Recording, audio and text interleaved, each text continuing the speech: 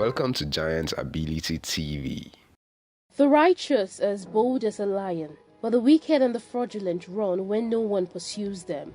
President Bola Ahmed Tinubu's expression of fear and intimidation of Nigerians over his imminent removal from office was unnecessary and insanity, to say the least. Crying foul over an impending judgment is an admission of being guilty, and to all perceptive Nigerians, his action calls for a sober reflection and the need for his blind followers to retract.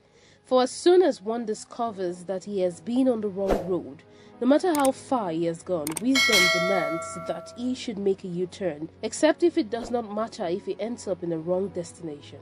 We have said it repeatedly, and we will continue to say it, that no one eats his cake and hopes to have it. For a miss is as good as a mile. How on earth should a sitting president be threatening the citizens of his country that if he should be removed on the grounds of not scoring a 25% at the Federal Capital Territory, which is a major requirement of winning before one can be declared as president, that his removal will lead into anarchy? This kind of thinking is indicative of the reality on ground that Mr. Bola Ahmed Tinubu is not just physically and mentally deficient, but he is also a Nollywood actor. Let Jagaban of Nigeria realize that his position and utterances in that regard constitute a joke taken too far. They have also invariably substantiated the allegation of a conversation that leaked out which involved the Chief Justice of Nigeria, Justice Olukayode Ariwola, two justices of the Election Petitions Tribunal, the DSS Director, Mr. Yusuf Mogaji Bichi,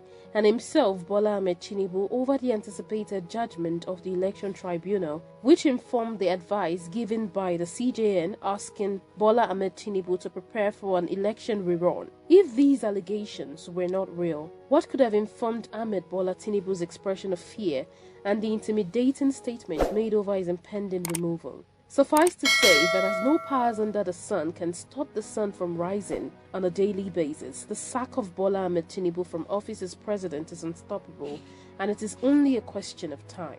Furthermore, the moves being made by President Bola Ahmed Tinubu with regards to his untiring effort at pacifying the major traditional rulers from the southwest, namely His Royal Majesty Oba Gbadegbo Adetokunbo, the Alake of Egbaland, the Awujale of Ijebuland, His Royal Majesty Oba Shiriku Adetona, the Oba of Benin, His Royal Majesty Oba Ewaye II, and His Royal Majesty the Oni of Ife, Oba Adeyeye Eniton Ogunwusi, leave much suspicions in the air.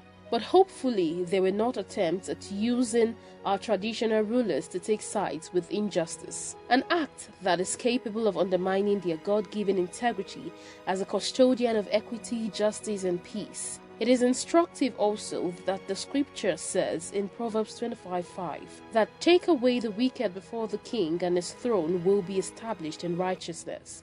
Our traditional rulers should please not condescend into becoming tools in the hands of the politicians, more especially because they are God-fearing and living in Nigeria amongst their subjects who are in agony over the activities of the APC-led government in the last 8 years, and who also are averse to the continuation of the reign of terror in whatever guise. To look at the state of Nigeria itself.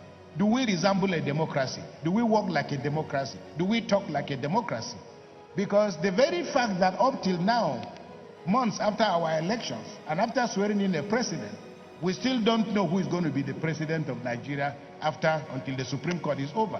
Very much akin to the introduction of the video assistant referee in football, in which case we are like a man who has scored a goal, but we have to wait for the referee to go to VAR and confirm whether it was a goal or not a goal. It's not evident. It is a symptom of how modest our claims should be, because we very often confuse the very fact that we are in a civilian administration with the notions of being in a democracy.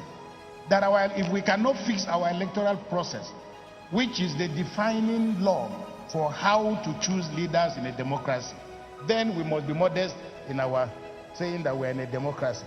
The worsening economic situation of the country can be seen, and the pains being felt by Nigerians over the removal of the oil subsidy and the plan of the Tinubu administration on the disbursement of 8,000 naira as a monetary palliative proposed for the most hit and suffering Nigerians. This, without gainsaying the fact, is another way of diverting funds into the pockets of the people in government and their families. It is also a clear indication that Nigeria is only in motion and there is no hope of ever experiencing either forward or even backward movements. Imagine how the administration of Bola Tinubu, that has been persuading Nigerians and even begging them to sacrifice for the country, was seen doling out billions as bribes to the legislators to the tune of 70 billion and the Nigeria Judicial Council to the tune of above 30 billion. What injustice can be greater than this? This is stagnation, and until this regime is flushed out, there can be no progress in view as far as Nigeria is concerned. This pessimism is premised on the ordinary circumstances. How much more if the vengeance of God over injustice comes into it? Happenings in the country which affect both the economic, social and political lives of Nigerians are indicative of the fact that this administration is going to be worse than the previous and has no future to take Nigeria to. The circumstances leading to the resignation of the APC chairman, Senator Abdullahi Adamu, and the secretary, Senator Iyola Omisore, are clear manifestations of how tyrannical Tinubu's administration is, and this is just the beginning.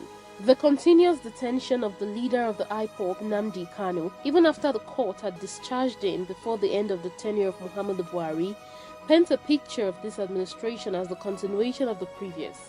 The detention of the suspended CBN governor, Godwin Emefiele, and what played out today, where he was rearrested by the DSS after he had been granted bail by the court, and with the drama between the prison officials and the officers of the DSS, fits in for description as a show of shame and portrays Nigeria and the administration of Bola Ahmed Tinubu as a laughingstock, where illegality has become the order of the day.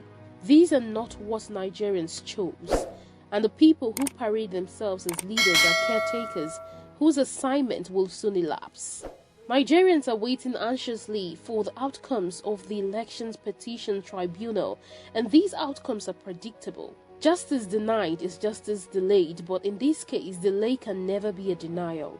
Moreover, Nigerians are not surprised why it has been difficult for President Bola Ahmed Tinubu to make his ministerial nominee list public.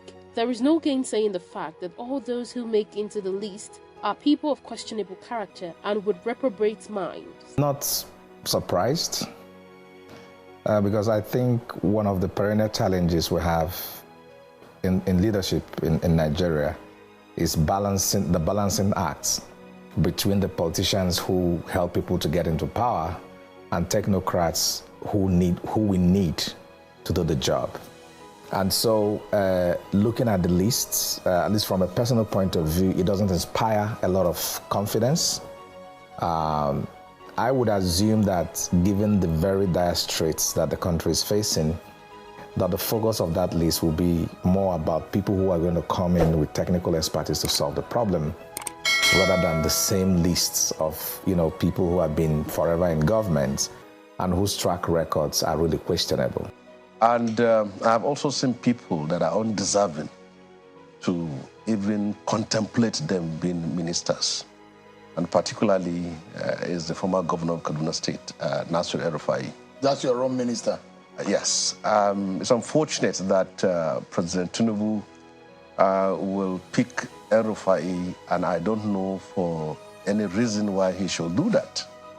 And I have my points, and I believe that if President Tinubu is listening to me, or if any person, a supporter, a friend, or a fan, or someone who is close to me, I will make some prophecy about what is going to happen with El-Rufai in this government in the next few years. First of all, if you are nominating El-Rufai on the basis of integrity and transparency, and you said maybe you shouldn't appoint or nominate the governor, former governor of Kano State, Ganduje, by issues of allegations that have been online over the time, that he too has allegations against him, because there is an outstanding issue of 32 billion naira federal government property, which the issue is now in court. Anybody can Google it and see. It is him being a governor in 2015 that stopped the continuation of that trial, and that issue is there before Justice Nyako in the Federal High Court. On a final note, As long as Bola Ahmed Tinubu remains as president and Kashim Shettima as vice president of Nigeria, insecurity will forever remain and killings of innocent Nigerians will not abate. This belief is justified by the plea made by the vice president, Kashim Shettima, to Nigerians to dialogue with the terrorists and grant them amnesty, trying to compare criminals with the militants of the Niger Delta whom the former president, late Musa Yar'Adua, graciously granted amnesty and successfully doused the tension in the Niger Delta once and for all. There are no two ways about moving Nigeria forward other than to go for changes that are profound and foundational, the most important of which is retrieving the stolen mandate of the people from the thieves who are currently parading themselves as leaders and lording rulership over the people. Nigeria is blessed and is being made to go off course with a view of bringing it or her under a curse, may God forbid. View the whole world and with impartial eyes. Consider and examine all that rise. Weigh well their actions and treacherous ends, how greatness grows, and by what steps ascends, what murders, treasons, perjuries, deceit, how many fought to make one monster great. It is time to take back our country from terrorists, bandits and rogues, for progress and stability. God bless Nigeria. Thank you for watching.